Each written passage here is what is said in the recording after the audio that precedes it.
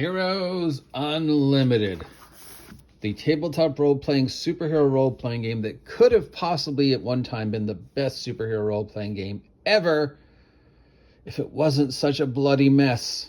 I love this game, but it's just a mess. Unless you completely go through it and rewrite everything, it's non-linear. There's just too much information. It's just the character record creation system is divided.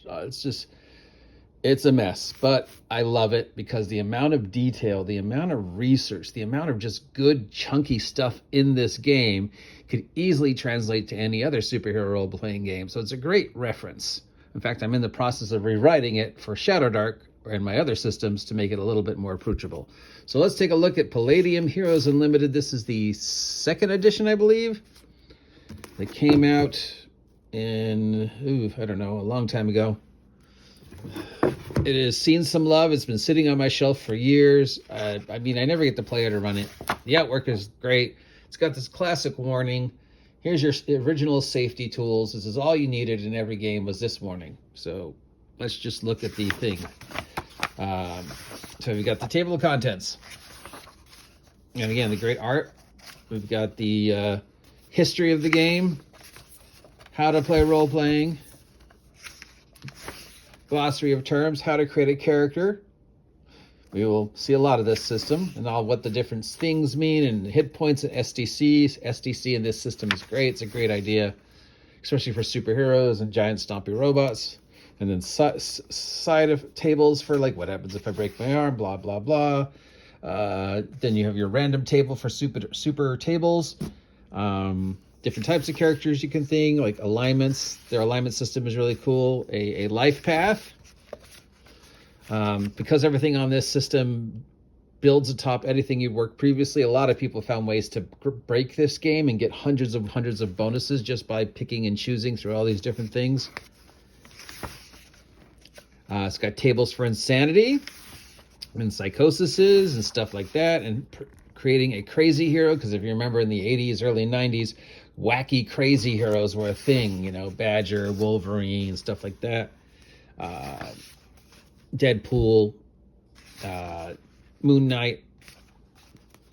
And we'll have a whole thing about the history of super beings in the Heroes Unlimited universe and the legacies of heroes. Then we have the education system. This is where the first finding ways to break the game because first it has just this mess of both using D20 and percentiles and D6s, and the skill system is based upon percentile, but everything else is based upon D20s or D60s, but you could pick and choose certain skills to increase your bonuses with weapons and armor and doing detective-y things and attacks and damage and stuff like that. And this was without adding any of the other books to the game. This was just simply going through here. Everybody would go to the physical, and you'd pick the physical things that gave you the most bonuses that you could stack on with your other bonuses and gave you the extra attack and stuff like that. So yeah, that's where the game was pretty broken. And a very complete, complex skill system. And then we go to the combat system. Well, one part of the combat system.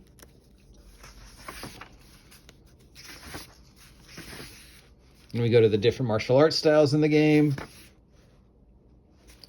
Rules for super powers in combat, like what happens if I start a fire, blah, blah, blah. Then we got modern weapon combat. Robot and assault vehicle combat. This guy's really just tried to cover every type of combat that you would see in comic books. Rules for vehicles in combat. I know we just had rules for vehicles in combat, but here's more rules for vehicle in combat. Air and space combat rules. They just really wanted to cover every possible environment. Then we get to the first of the character classes, aliens. So instead of character classes or races, you had origins, and each origin gave you a chunk of base things. So again, since you could pick and choose, your alien type or your mutant type to get the most bonuses. But then you had random tables to generate what kind of world your alien was from, what they look like, blah, blah, blah, blah, blah, why they were here, what kind of psychological modifications they have on Earth, like are they stronger on Earth, weaker on Earth, what type of superpowers do they have, how smart they are. why they are on Earth, what kind of technology they started with. Did they start with any special alien weapons? Did they get a spaceship? What kind of money? Then we move to the amazing cybernetic system. Remember, this is 1980s, and this is one of the most complete cybernetic systems I've ever seen, other than Cyberpunk, and really goes into each individual piece and what that piece does and what it can and can't do and the different types of that piece. Like, there's not just one eye, there's lots of different cybernetic eyes, so you can build it around how much budget you have. And this is where Heroes Unlimited shines, in sections like this, where you just have this massive amount of information. So if you ever wanted to know anything about all the different cybernetics, that other games do cybernetics, but this one just takes it that extra step, really goes into the thinking of, what would this do? What would happen if? How far would this? How damaging would it? How well could I pass through normal world with this? Then we have the experiment. That's a classic comic book one, whether it was an accident or intentional. It's just accidentally stuff happened, and now you can turn into a goldfish. And the different type of experiments, who was sponsoring the experiment, whether it was a intentional or accidental. We had the super soldier option. Then we have the hardware characters. These are the characters who get all their stuff with like armor and weapons and whatever else. So we had the hardware electrical genius character. We had the hardware mechanical genius character. And we had the hardware analytical genius character. So these were three different characters within this one. Each one had its own advantages and disadvantages. Each one had things they could do and not could do. I don't know really why we had three different ones. Most super geniuses in comic books can build all the different things, but I guess they wanted to divide it out. Would like to know some examples of who they think these guys are, but if you wanted to build a power armor character, you probably want the analytical genius. And then we have like the weapon expert character, because those were really popular in the 80s. Remember characters like Bastion and Cable and Cabot and Ballista and Shotgun and all those guys whose thing was, I've got a gun, or a bow that's also a gun. And what kind of abilities a weapon expert has, and then just different types of gimmick weapons and regular weapons and vehicles and rules for building a super vehicle if you wanted to build yourself a flying car or whatever. Just so much information. Then we have the magic section, but this is they've got a separate rules for an enchanted weapon. Your character gets his powers from a hammer or a spear or whatever. And all the advantages and disadvantages of the different types of weapons. We got the weapons of order, good, the weapons of chaos, evil, how to build those different weapons. And we've got enchanted objects. I get my powers from a mystical amulet or whatever. And the same thing. Then, of course, you just have the regular old, that's not Doctor Strange, that's just somebody who looks quite like him. Spellcaster, super spellcaster, your Dr. Fate, your Doctor Strange types. And the whole rules for creating a super wizard. Then we got like the mystically bestowed. So it's like your Shazammed characters, like you're a normal dude, but then you do something or say something and you have temporary act assist to these superpowers. Then we got the mutants. This is another section where they shine, because remember, these are the guys who brought us the Teenage Mutant Ninja Turtles role-playing game. So their mutant section is just banger, because they not only just have comic book X-Men type musics, but they also cover mutant animals. So if you want to play a Teenage Mutant Ninja Turtle type character, you can. If you want to play a character who's like Wild Boy and, half wolf or whatever, you can. And they go into all the different abilities of the different animal types and the animal abilities and animal psionics and animal equipment and the different types of animals you can choose from. And just look at this information. Just look at this chunky, amazing information. No other superhero role-playing game just really goes into this, just piece by piece.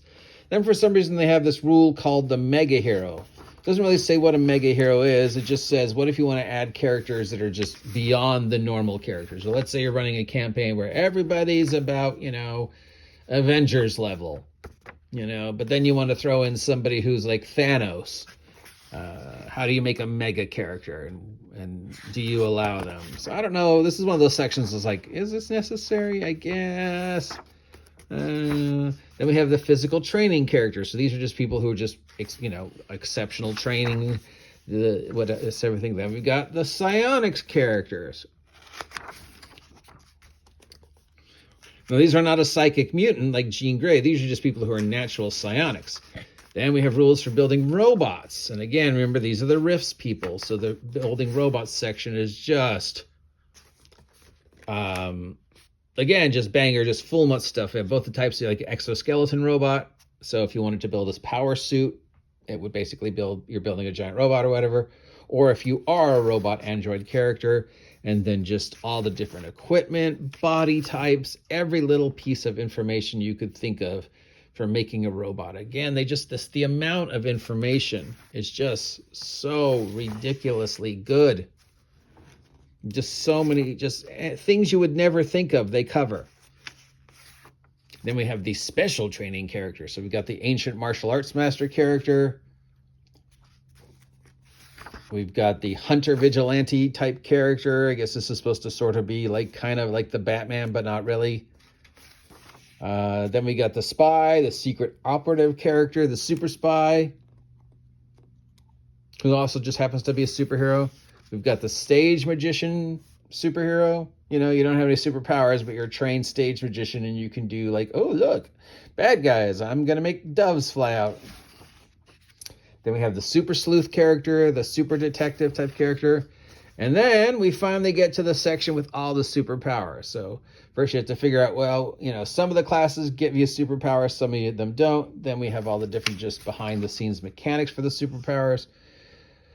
We've got minor superpowers and major superpowers. And again, this is just, a normal superhero game might have this much information on this power. These guys cover everything, that you would think of with each just for power. And some of these powers totally make sense. They're totally superhero powers. I totally get why they're in the game. And others like clock manipulation. What comic book character has that power to go, the time on that clock is wrong, let me fix it.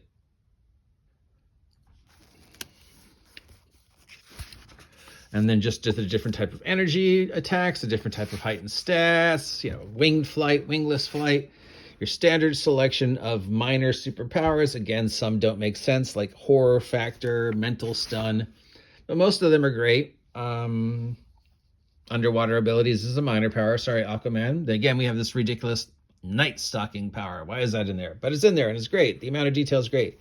And now we get to the major superpowers. And again, just look at this. Look at this information. Any other game, this same power would be one paragraph. Maybe not even that. Just maybe a sentence or two for adaption. I know for a fact that in Villains and Vigilantes, the rules for adaption superpower are a paragraph. This one is just so intricate detail of what it can do. More superpowers, the ultra physical structures, body of ice, body of fire, a bunch of classic comic book superhero powers in here. A few ridiculous ones, a few redundant ones, like I can, what's the difference between plasma and blah, blah, blah, and this one and this one and this one. How is this one different than this one? Then we got the I can turn into an animal ability character. I have the abilities of an animal, I'm half man, half fish, and this one is I can turn into a fish. I've got some character powers, again, that don't make sense, like bio armor and bio ghost. And you're just like, what superhero has that power? And then we got the control elemental forces. We got control insects, and control insects takes up to 3 pages because they had to think of every type of insect you might want to use from any place on the world and come up with stats for each of those insect groups and what they might do or not be able to do in combat. What can a praying mantis do to somebody in combat? Well, one praying mantis can't do anything to you in combat. One bee can't do anything to you unless you're allergic. But if you got 100 praying mantis, 100 bees, 100 scorpions, then it might be something to worry about. And then powers you'd never think of, like control kinetic energy. We got the mind control power. We got control radiation. Again, you're like, I don't remember any comic book that had that guy, but okay. And then just look at all the information for what this power can and cannot do. just so much information, so much good chunky bits, almost too much good chunky bits.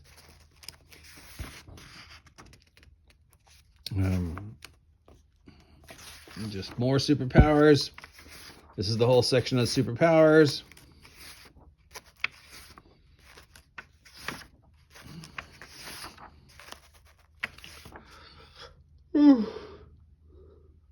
Excuse me. Some redundancy, rules for super duper ridiculous strength. You know, that's another thing lots of comic books superhero role-playing games don't really take into consideration. Super strength, you know, just like I'm incredibly strong, but that doesn't mean I can defy the laws of physics. I can't lift a battleship out of the ocean. It's not that I can't lift the weight, it's that the mass of the battleship has to be evenly distributed by the buoyancy of the ocean. If you try and lift a battleship out of the ocean, mass and gravity starts taking, and the battleship will start bending in on itself. They cover that. And they cover all the different things you can do with every different superpower. Look at this. And, you know, my example is always, you know, heat powers in this game tells you the temperatures. So if you've ever played a superhero game and you've always wondered, well, can my character really cook a turkey with his flame powers? Now you know. They cover that. And we got the psionics. Some of these are like, why is this even in here? This isn't a superpower. And others are there, like in here, like this is dumb. And then there's others in here, it's like, oh yeah, okay, this is a comic book superhero power for somebody who's a psychic. So this section's kind of a mess.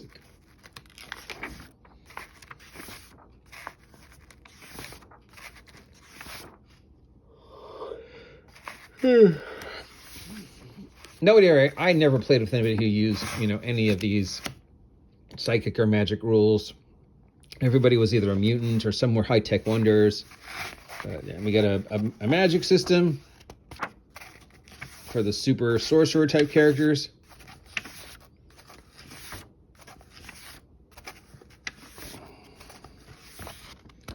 And then we have the continuation of the character creation equipment section, because Palladium. So we got part of the character creation system, then we got another part of the character creation system, then we got the third part of the character creation system, we got parts of the combat system, and then parts of the combat system someplace else. Here's the infamous Palladium shopping weapons system. This is where Palladium made their teeth and bones originally, was with equipment books and their complete guides to weapons and armor through history books. That's how they got started. If anybody remembers that far back.